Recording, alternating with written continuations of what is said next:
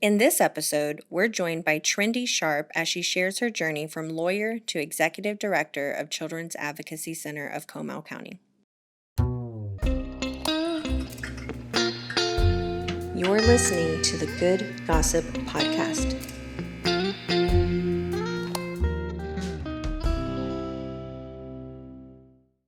This is the Good Gossip Podcast, and we have an amazing guest. Melissa, tell us about it. Okay, so this is my friend Trendy Sharp, and we've known each other probably 11, 12 years now. We met at an event a long time ago where y'all were the beneficiary, but it was a dog show. That's a whole nother thing. What was it called? Show and Tails. I love it. Tails. Yes, Show and Tails. Show and Tails. And so we did this event together, and you came, worked it with me, and we just bonded at that event, and we've been friends since then, and I've gotten to hear your story. But first, you are the executive director of the Children's Advocacy Center of Comal County, the CACCC. A lot of C's. CC. CC. You got all of them. Yeah. Yeah. And how long have you been doing that? About 17 years now. Dang. Okay. It's amazing. Yeah. That is a tough job, though. So tell me what the CACCC does. We have listeners in all kinds of countries, so we're going to assume they know nothing. Yeah, we're not hyper-local. We have listeners all over. Oh, good. Friends and family Okay. and stuff. So it's not, we don't make this about Comal County or New Braunfels, but most of the people we know live here. And so we find interesting Awareness. people here that have a great story to tell, and that's you. So, All right. So tell us about the organization and what it does. Sure. Yeah. Well, it's my favorite thing to talk about. So thank you for having me here today, guys. I appreciate it. So the best way to talk about what a children's advocacy center does is to talk about what a jurisdiction looks like when there's not a CAC in the area. So I'm going to start with kind of giving you a picture of what kids go through when they've been abused and they go into the system when there's not a CAC in the jurisdiction. So it usually takes a child quite some time to make an outcry about physical or sexual abuse that's happening in the home for a lot of different reasons. First of all, usually they're threatened if they tell something worse will happen to them or their siblings or their pets or their mom or their dad.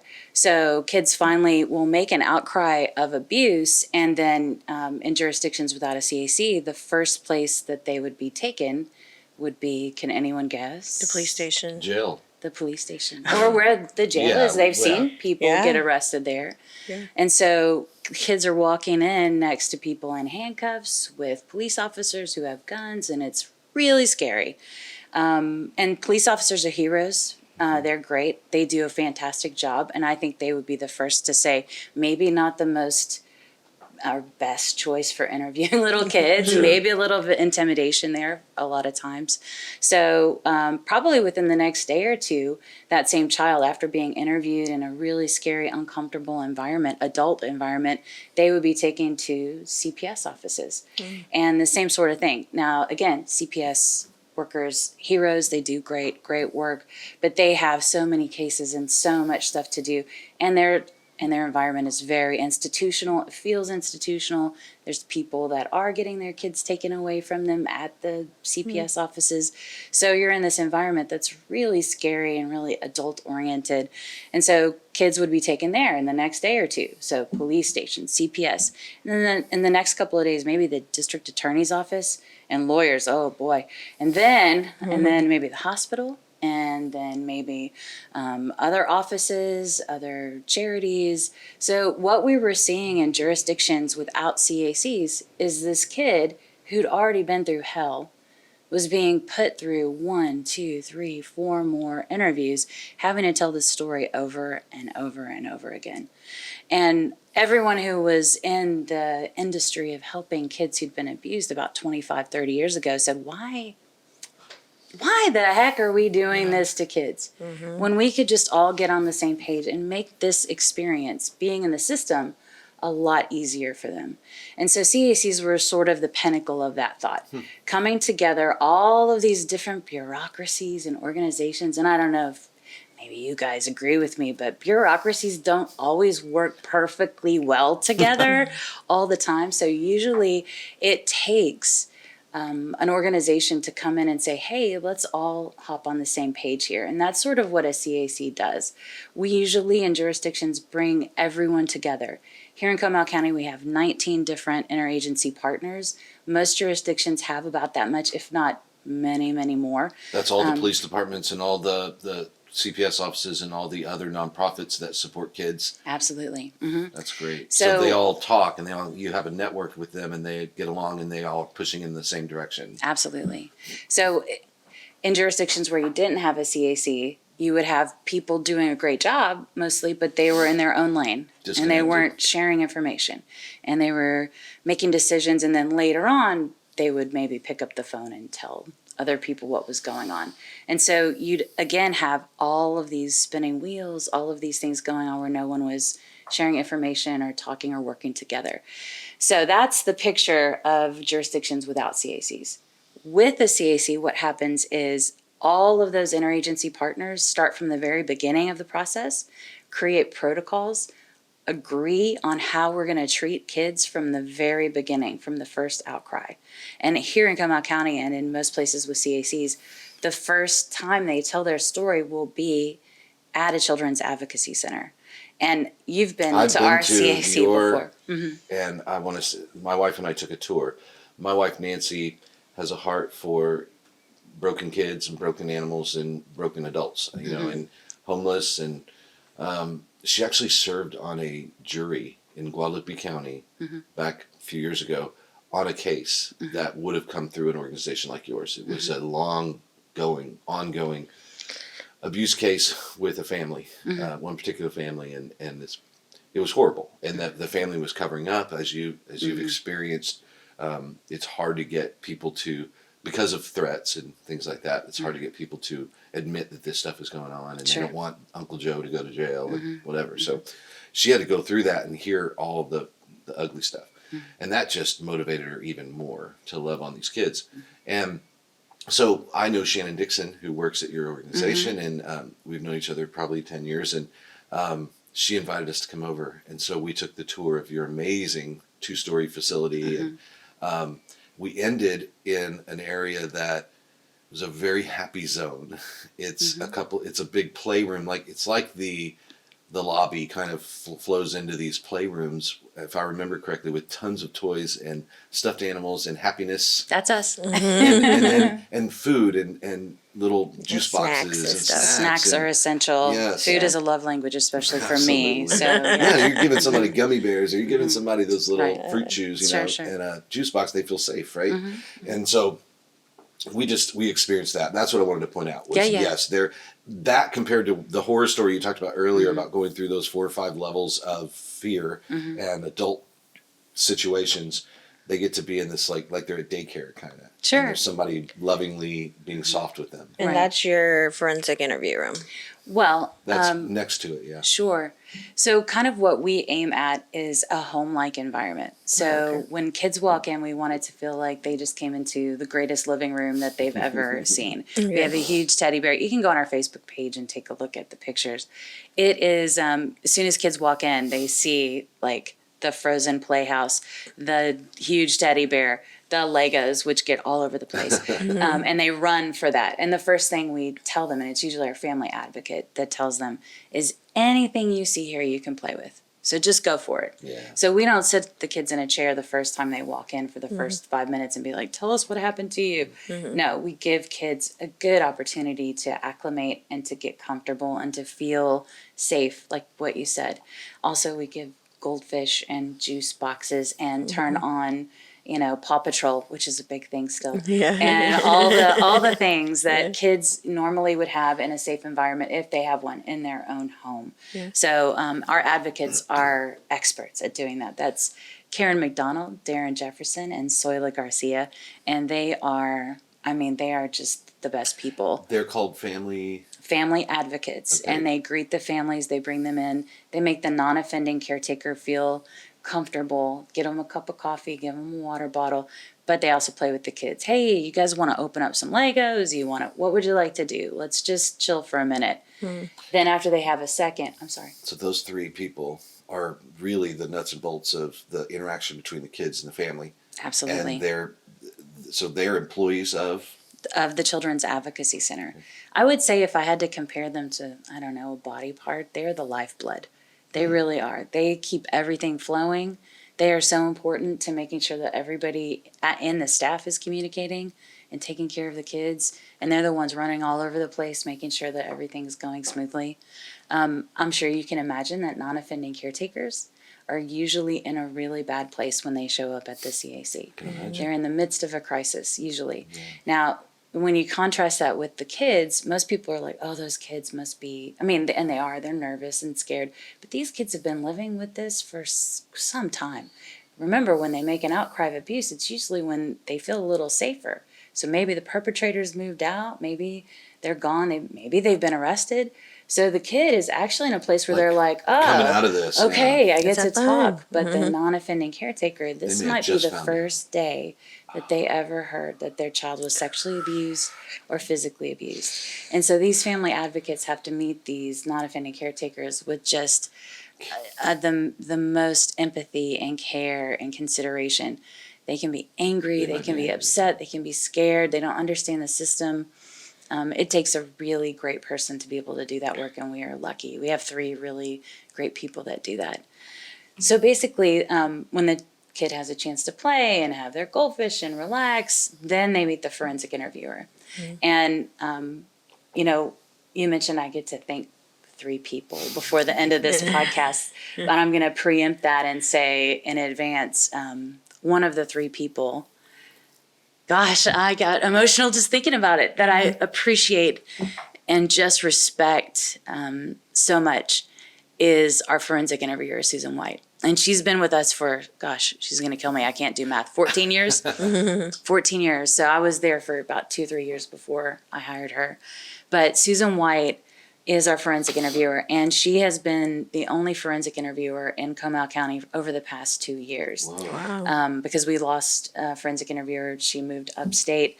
And during the pandemic, during the building getting closed down, Susan created a forensic interview space and a place for kids to be interviewed safely out of thin air through all of this. Okay, That's a whole other story. Yeah, I mean, you're talking about a couple of things there. I want to talk about the fact that you're building, but I want to talk about the pandemic. Yep. And the fact that you lost a forensic interviewer during the pandemic, and I can only imagine that during a lockdown situation, if someone's a victim already and now they're locked down and they're not going to school and they're not he's not going to work or she's not going to work and they're all at home, that situations maybe it was worse during that time for some people. Sure. There was no escape. Yeah. And all the while you guys are still trying to do your job, and you're doing that through 2020 the best you can. And it sounds like had to get creative and went down to one forensic interviewer, and then we had what do we call it, snowvid? Yeah.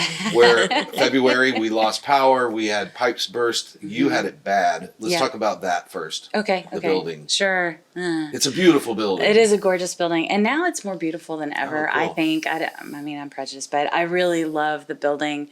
Although it's been a long journey to get to the point where I'm like, well, this is great. It was despair. It was. You became a general contractor. I mean, it was completely.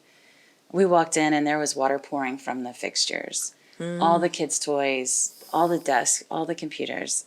We had about 1.5 feet, 2 feet of water in some parts of the center. And there's nothing more depressing than seeing stuffed animals drowning. And I mean, it was so disheartening. But we were really lucky. We were super lucky. We had a great community that supported us and helped us through it. We had a fantastic contractor, Clausen and Winters, I believe. I'm sure I'm screwing up the name, but fantastic. They jumped in. At that time, it was really hard to find people to do work. I mean, everybody was snatching up everyone. You couldn't find a plumber to save your life. Everybody was 2 weeks out. No, and we couldn't even get someone in to do the demo work until I think about 1.5 weeks after the water had been in there. So it was terrible. So we had a mold situation when we were lucky enough to have someone come in and do the demo work. And then we had to do mold remediation, which is $20,000. And then we had to wait you can't go near it because I don't know, die or something if you breathe in that stuff. Yeah. So let's stay out of the building for a little while. And then just the renovation, the contractor was so great. He almost gave us an exact timeline. And, I was around when we built the building, and we didn't have the most exact of timelines for that. It was fluctuating. This was almost to the day. So you think it's Clausen and Winters? I do believe it's Clausen and Winters. We can figure that out and put it in the show notes. But do they do commercial only, residential? I'm not really sure, but I know that they've done work for Schlitterbahn, and there was a bunch of people that needed help, and they jumped up and helped them during That's the awesome. storm. Because I've heard it said in this town, if in this area, it's probably any area, but if you're a contractor and all you do is do what you say you're going to do, when you say you're going to do it, you'd be a millionaire. So I love. Well, I don't know if he is, but he should be if he's not. You see so much belly aching about this guy did this. I need a plumber because this guy just took off with my money and whatever. You hear all these stories about contractors, and it's good to hear a good story. Let me tell you, we're a good gossip podcast, so we're gossiping absolutely. about I'm gonna toss that out to them, and I'm gonna say Eric, also from Clausen and Winters. Eric has reached out and has said, I'm going to volunteer. So he fell in love with the idea. I mean, of the organization. he always loved what we did. He understood what we did. And he said, I'm going to be a part of what you do. In little ways, you just call me, reach out, and I will help. And so shout out to them. They are just great people. And that's the thing, the CAC, we struggle. We have all these terrible things happen, and we deal with terrible, terrible cases. But then you get to see the other side of that, which is people stepping up and from the community and just reaching out and trying to help each other and love on us and make sure the kids are okay and take care of us. And that's, it's the other side of it. You have to remember that we're dealing with people like you, even though it's your job, that it's hard. You see hard stuff, and police officers see hard stuff. EMS guys, nurses, doctors. There are a lot of people that do jobs that see hard stuff all the time, and they have to learn how to come home to their own families and put a smile on and love their kids and not let it be a cancer for them to destroy them. Yeah. And it takes special people. Speaking of special people, I am going to go back to Susan White if I can. Okay. Our forensic interviewer, if that's okay. Yeah. I don't want to forget to say how special she is and how important and vital she has been to the CAC over the past 14 years. Is that what I said? That's what you said. We're going to stick with that We're going to assume that math is correct. Sorry if it's wrong. But, not only did she pull together all of the stuff, technical stuff, there's cameras in there. And I'm sure you guys know that's not easy to have camera and recording equipment because we record forensic interviews while the team is watching in the back. So she had to pull together the technical side of it, and she had to hear these stories and the things that were happening to these kids during all that time and keep it together while she was pulling all those other pieces. That takes a special person to do that because I could not do that. Does she have a history in law enforcement? No, Susan actually came to work for the CAC. She'd started on her bachelor's, and she was president or vice president of the Child Welfare Board here in Comal County. A great organization. As a college student? No, I think she was a mom and went back to school for classes. And so when I met her, she had some college courses, but had 2 kids and was interested in getting back into the workforce. And I hired her as a volunteer coordinator. Yeah. And as she worked and developed with the CAC, I just thought, wow, that's a lot of talent. She had to do some specific training. Yeah, she actually has gotten her degree in nonprofit management. She's gotten her bachelor's since she's been at the CAC. She's in terms of a forensic interview, it is a very specialized type interview, and you have to be very trained to do it. Yeah. And is there certification for that? It's not actually a certification, but what we have in Texas is a membership agency called the CAC of Texas, and it's sort of it sets our membership rules for all 71 CACs in the state. So we have to abide by those rules, but they also provide training for all forensic interviewers, and there's blocks of training. So, and boy, is that a heavy word. And it really is a block of training. So you go through block 1, and that's an intense 3-day training where you're learning about a forensic interview. And by the 3rd day, you have to do a mock interview in front of all these people. And usually they hire kid actors from Austin. So you have to sit in the room and be recorded and have people watch you and do a mock interview. And so pressure, right? It's not like I get to go to a training and watch a PowerPoint, No. take a little nappy. No, you have to stay engaged because this is going to be you in, 2 days. So then they take a break between block 1 and block 2, where they have to come back to their home CAC and they have to actually do interviews. After they finish, so they have to have at least 5 interviews, I believe, before they go to block 2, which is sort of learning more about the skill of a semi-structured narrative interview, which is very much an art, not a science. It is an art. And Susan is one of the best artists that I know. She is fantastic. I'm sure we're going to talk about kudos to her, because there's no way I could do that job. There's no way. I can't take on that, for all those kids. So, man. I mean, it's one thing that it's kids and that it's abused children. Have you ever been through an interview with police, like a detective ever interviewed you about something? Yeah. Okay, me too. It wasn't something I did. I wasn't like, because I could say the same. But I mean, I remember, I'm not going to say names, but somebody I know did something dumb, and a fire marshal detective came to my house. That dude was slick. Like, he knew how to get you to tell him whatever. I was scared to death of that guy. I would cave. Like, they are 3 steps. They're playing pool, and you're rolling the ball around, and they're 3 or 4 steps ahead of you. They're asking you this because they know they're going to ask you this later.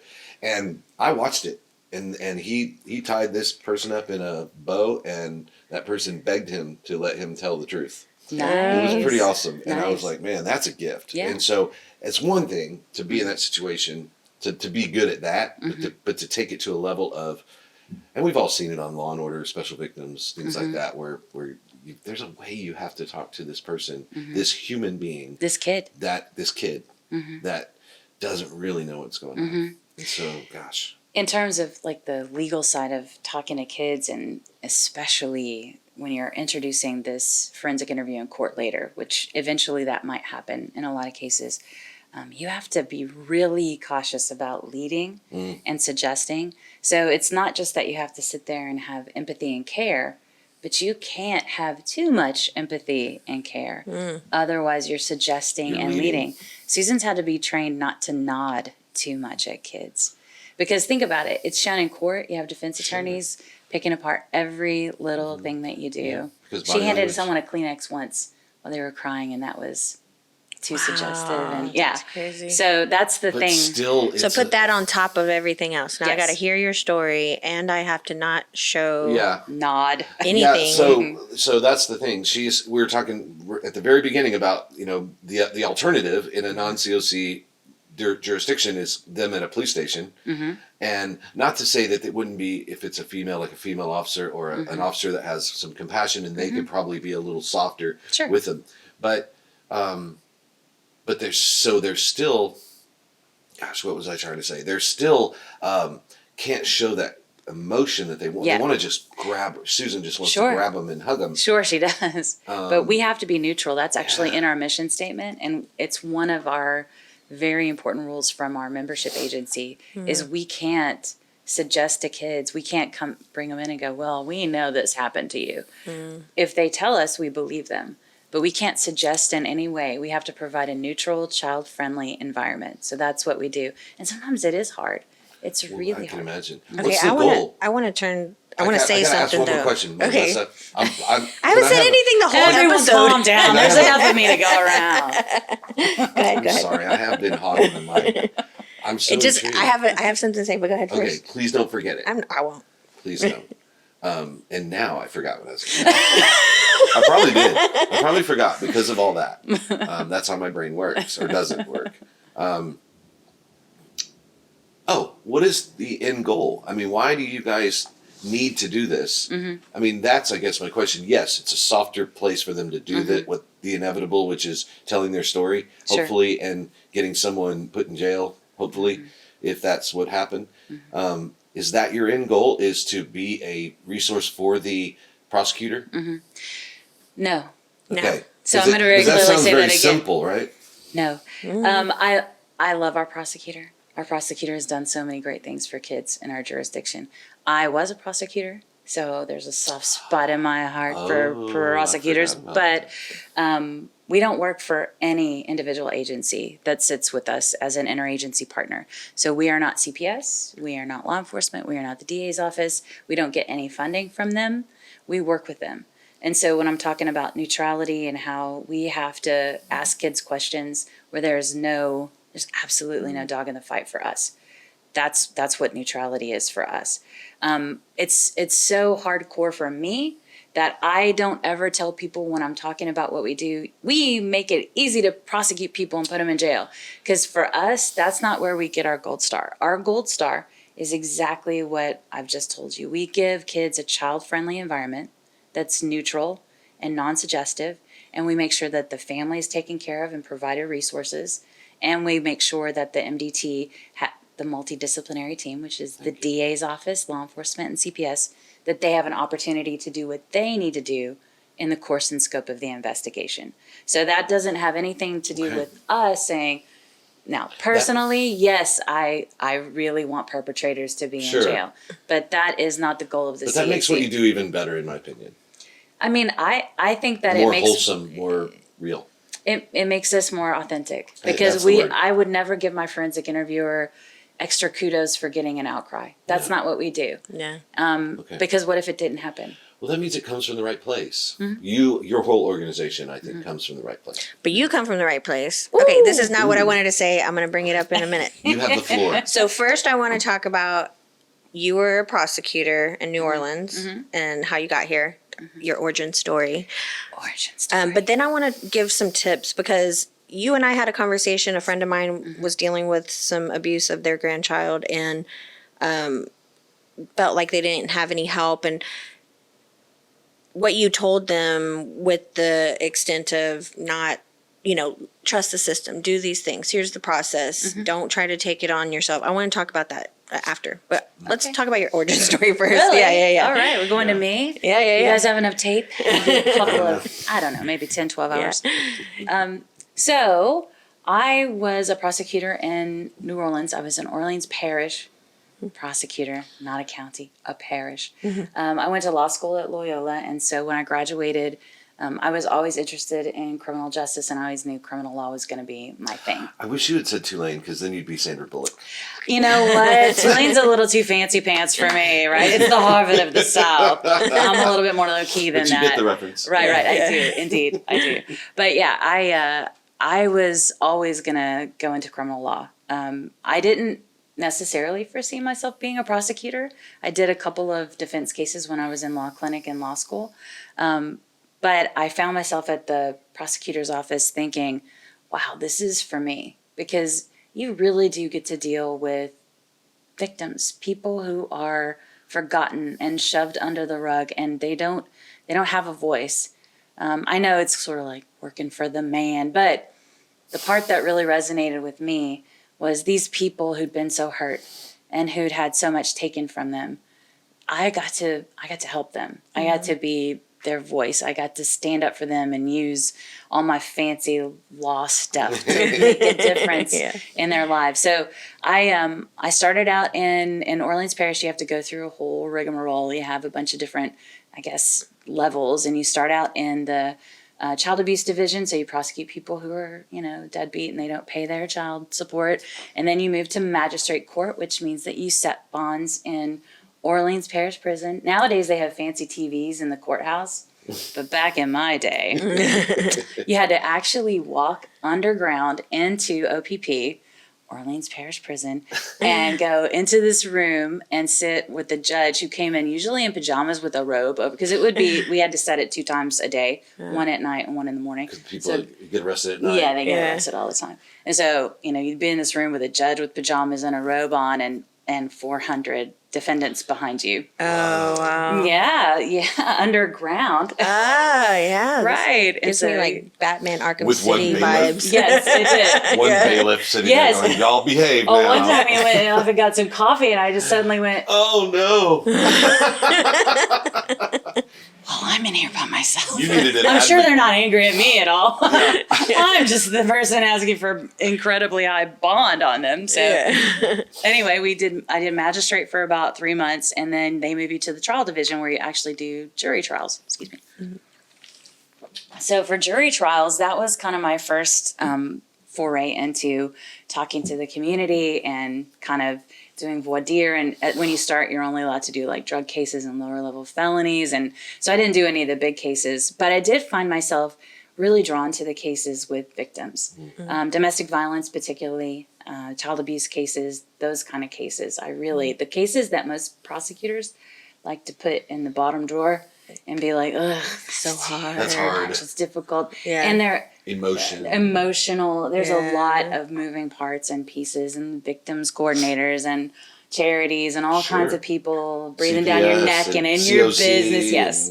Yeah. So, but I really enjoyed those. And I was made a domestic violence screening attorney for Orleans Parish, I think 2 years after I started, which meant that for about 2 years, I was the only person screening every domestic violence arrest, felony domestic violence arrest in the parish. Wow. So every morning I would come in and there would be a line of people and I'd have my reports, and it would be people in various stages of having injuries and people saying, I don't want to prosecute, you don't understand, he's going to. So yes, there's all the dynamics of domestic violence. So for 2 years, that was a lot. And I was pretty good with not doing that anymore. At least that part of it, although it's such an important job. And once you do domestic violence for a while, you realize the question, why doesn't she leave?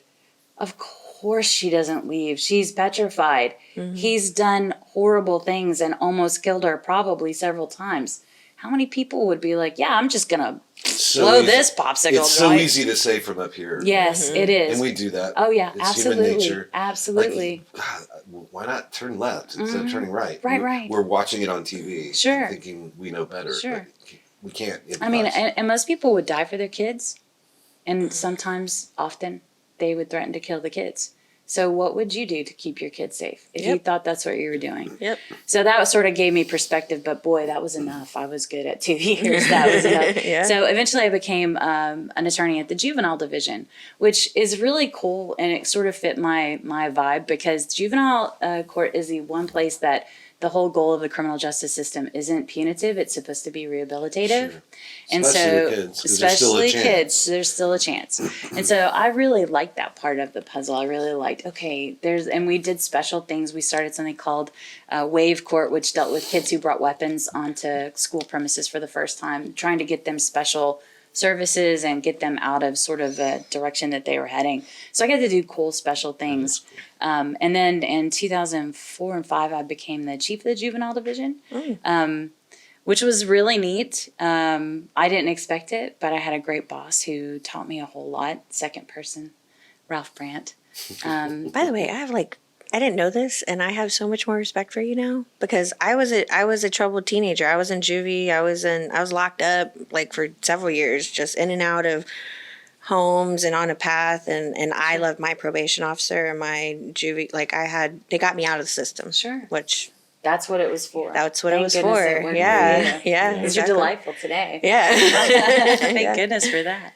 But yeah, I was the chief of the juvenile division in Orleans Parish. There are 9 chiefs, I believe, and over 300 attorneys. So I got to be one of them. Super lucky, super honored. It was a lot. I mean, I think I was 33 at the time.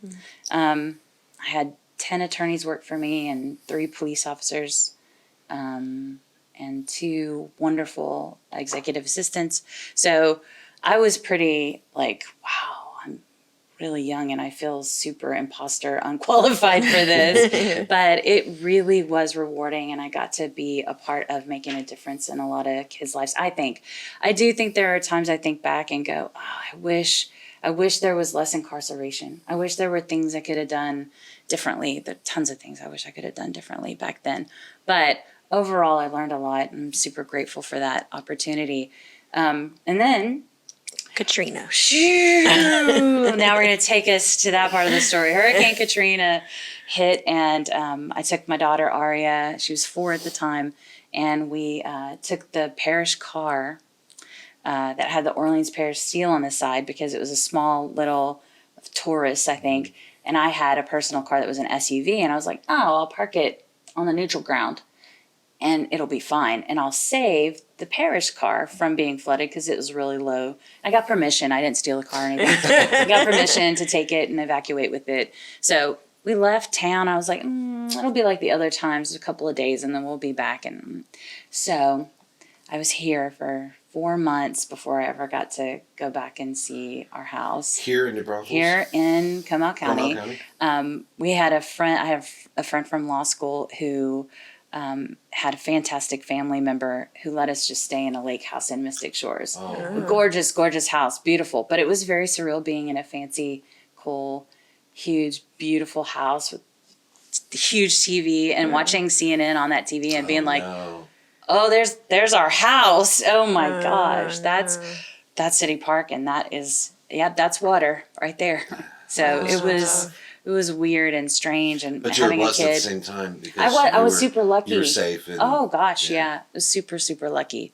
So the really, really cool part was I would drive around with the Orleans Parish car, and I would park at places, and me and my daughter would go in, and we'd have something to eat, and just try not to focus on where are we going to live, what are we going to do with our lives. And more than once, I could say 3 times, someone left a note on my car under the windshield, and it said, "We are here for you. If you need anything, day or night, call this phone number." Different people, different times. That's Texas, y'all. In Comal County. It's Texas. And That's the Comal Texas County. that I grew That's up the in. Texas, That's the Texas I love. So when it came time to decide, were we going back? I just thought of those notes. Now, I didn't call any of them because, me, I was just like, I can do I'm fine. I can do everything by myself. Yeah. And I just really thought, what a great community to stay in and amazing. live in and be with these great people who are so kind and wonderful. So, and they very much, adopted my kid, and she had a great experience at school, Rebecca Creek, shout out. So it was a really difficult time, but again, as most of the things that happened, I was super lucky, and my family was super lucky. So we ended up here. I looked for a job, and I was like, what do I want to do with my life? Who am I now? What do I want to do? I mean, how often does life throw you an opportunity to just change if you want? Start over, yeah. Reconsider who you want to be. Reconsider. Yeah. And so I looked and I applied for a job, I think at Bexar County Prosecutor's Office. And I got all my bar stuff. They grandfathered us in. Oh, good. So for a little while, I was certified by the Texas Bar. And then I saw this little ad in the San Antonio newspaper for a Children's Advocacy Center executive director.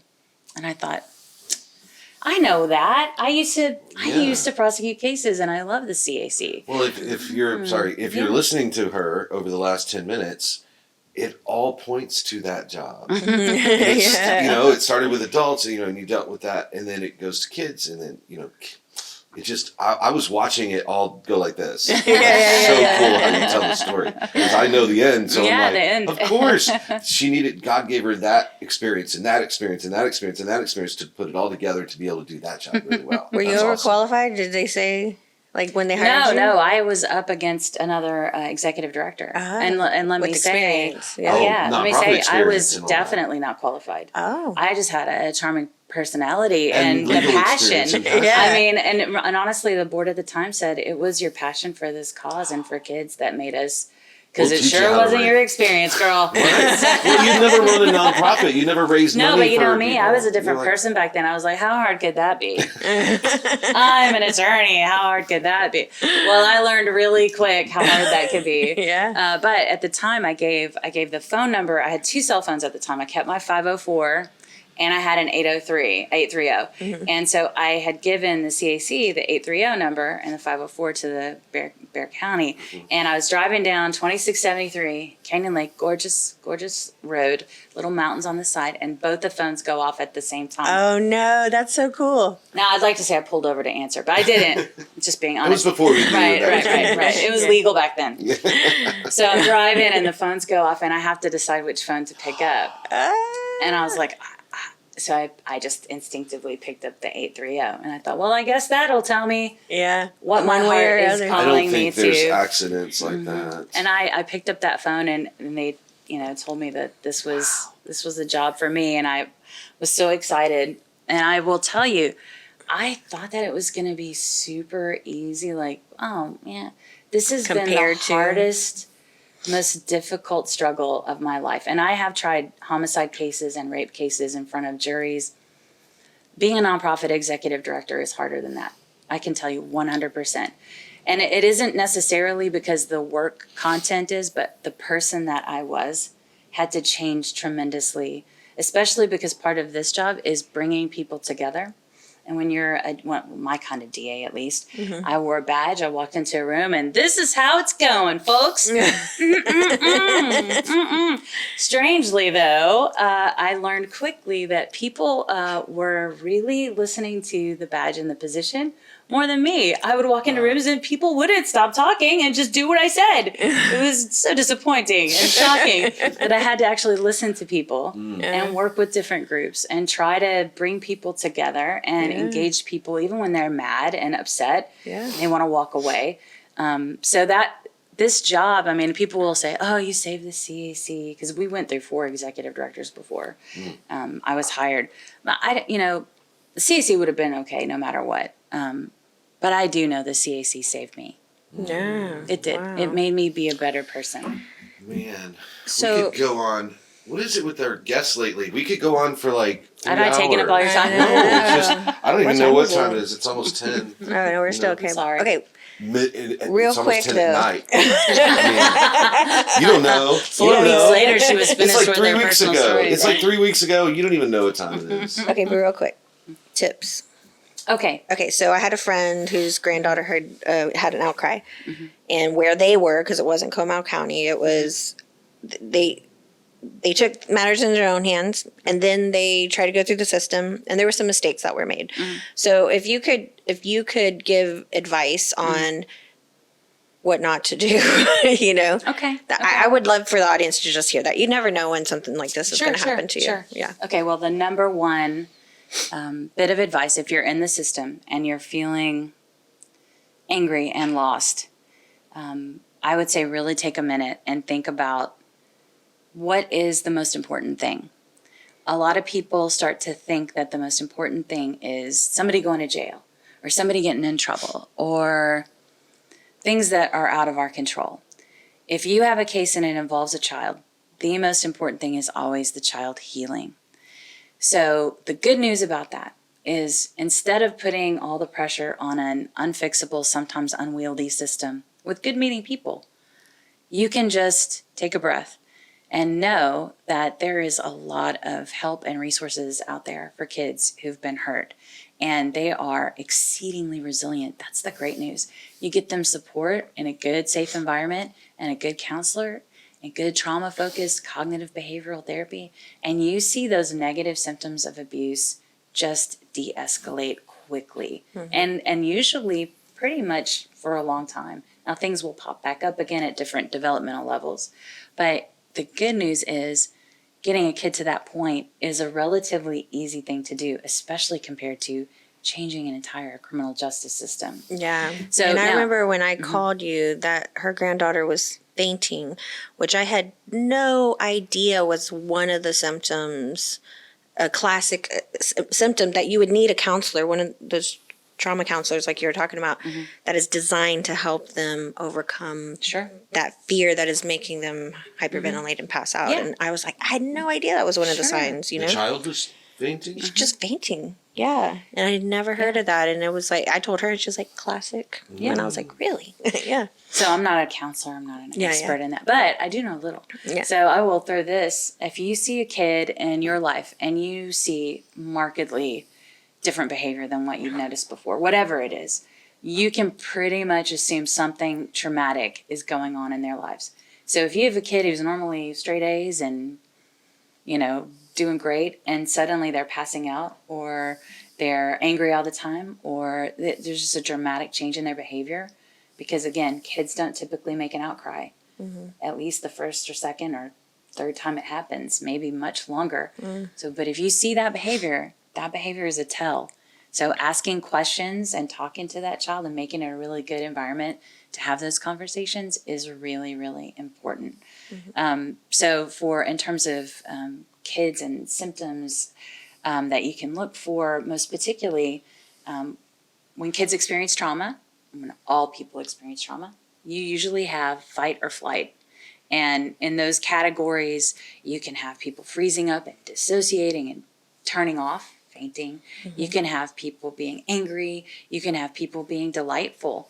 One of the trauma responses is ultra independence, I'm perfect and everything's perfect. And so if you have a kid who's making B's and C's and chilling out, and suddenly they're fantastic and I'm the best, at school and swimming and all, then that's key too. What are the changes you're looking for? Big dramatic changes. So when we talk symptoms associated with child abuse, it could be anything. It could be anything. Most commonly, anxiety, sleeplessness, lack of focus and concentration. Depression is a big one.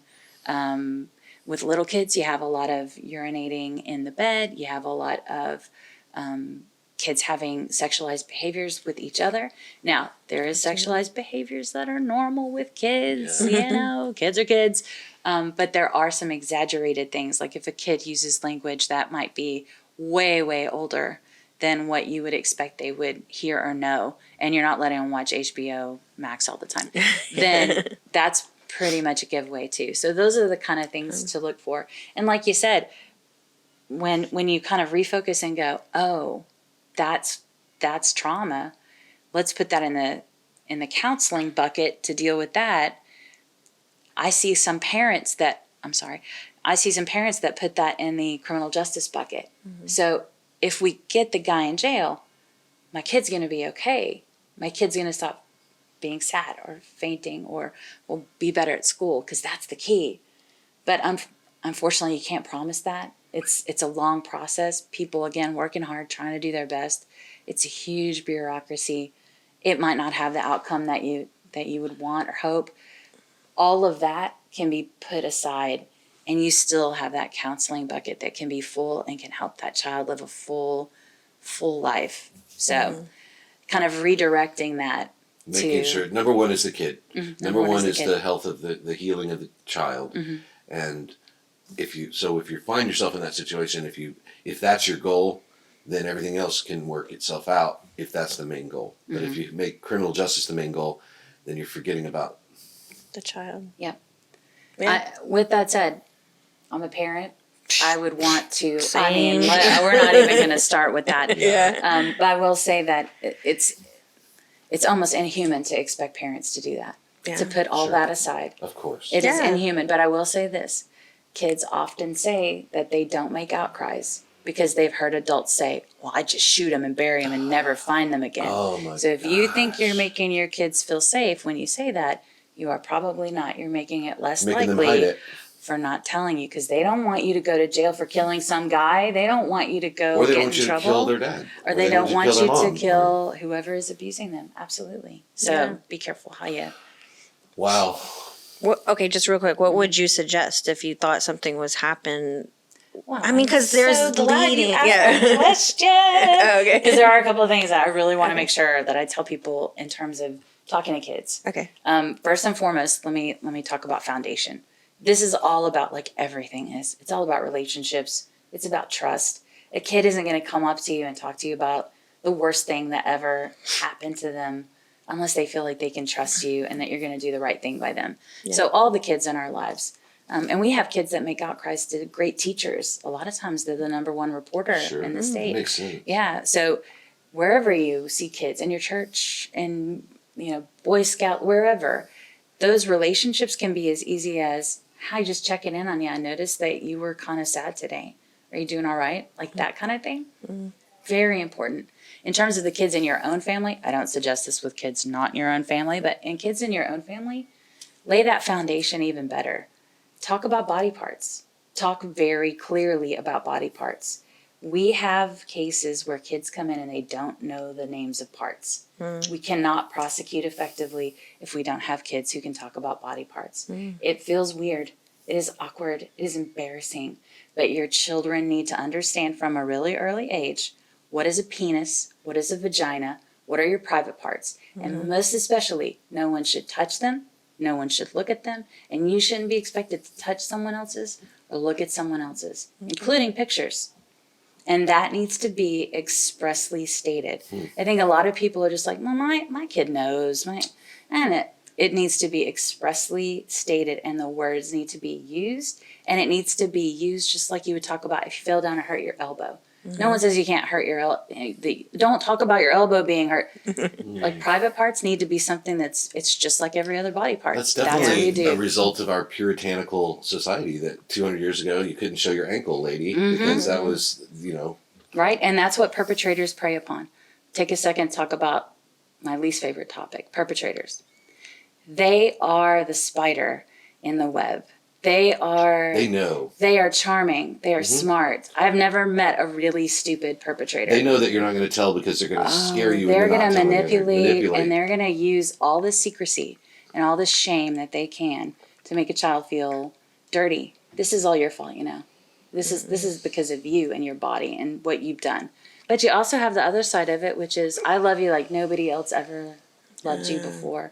I love you more than your parents love you because I give you pretty things and I take you on trips and I let you stay up late so any type of manipulation you can think of for grooming and building, because somebody is building a relationship with your kid. Somebody is out there building a relationship with your child. You need to make sure that your relationship is built enough to prepare them for all of that other stuff. So that's my number one recommendation.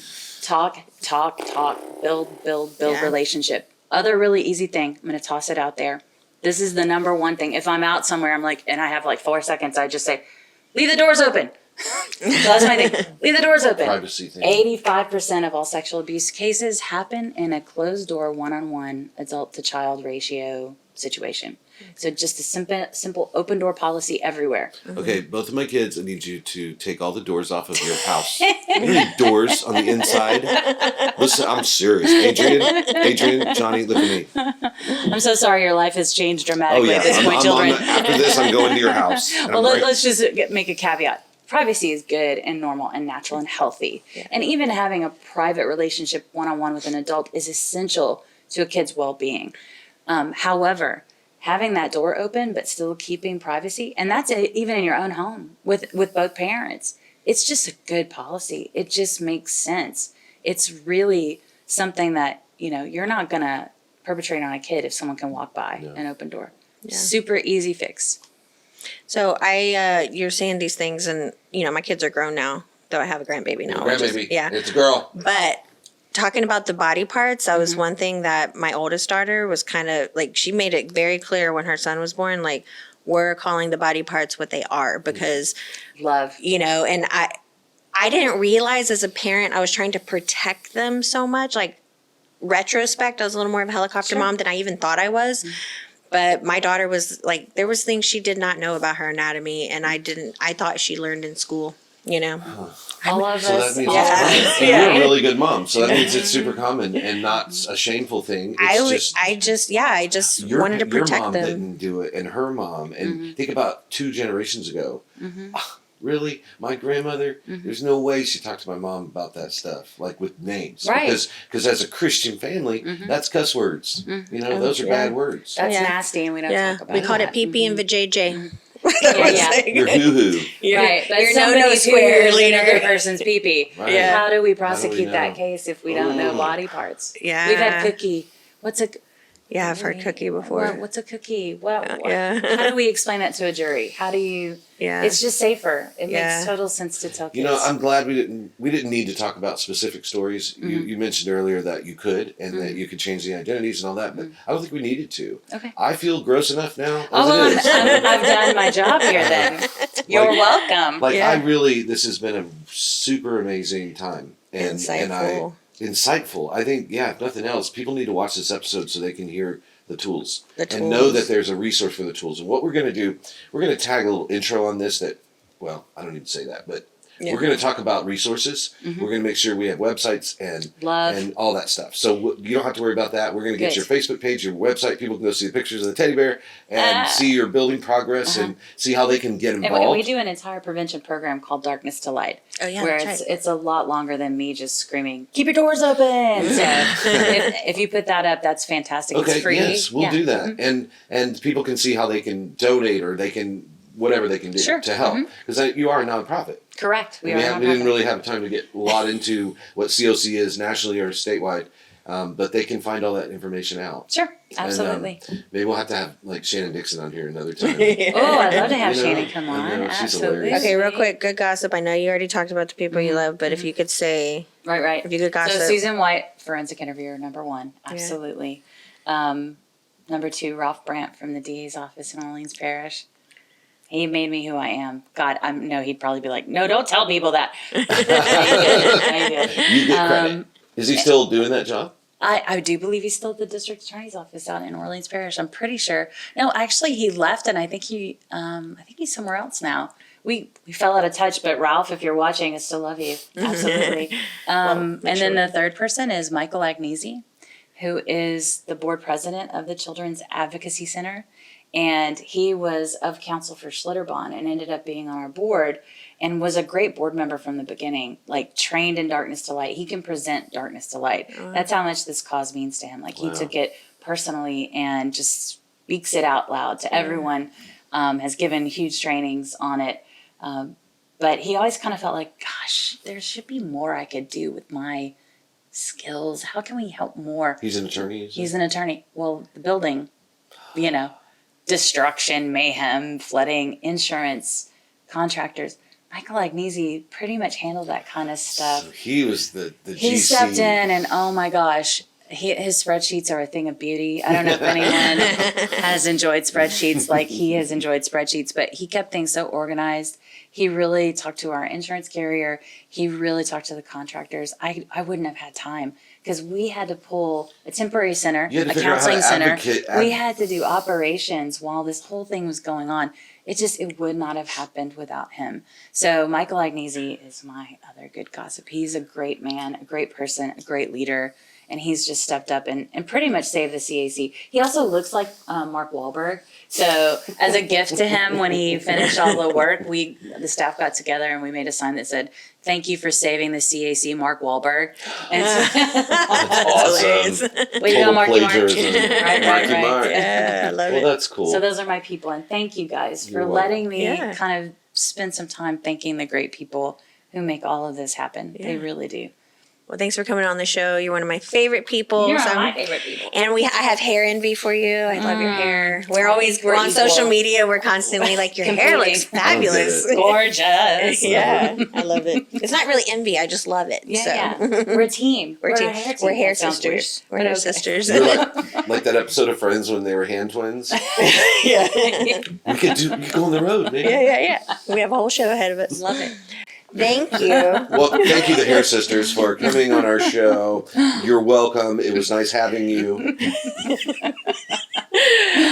right. Well, until next time. Till next time. Thank you, guys. Thanks, Trendy.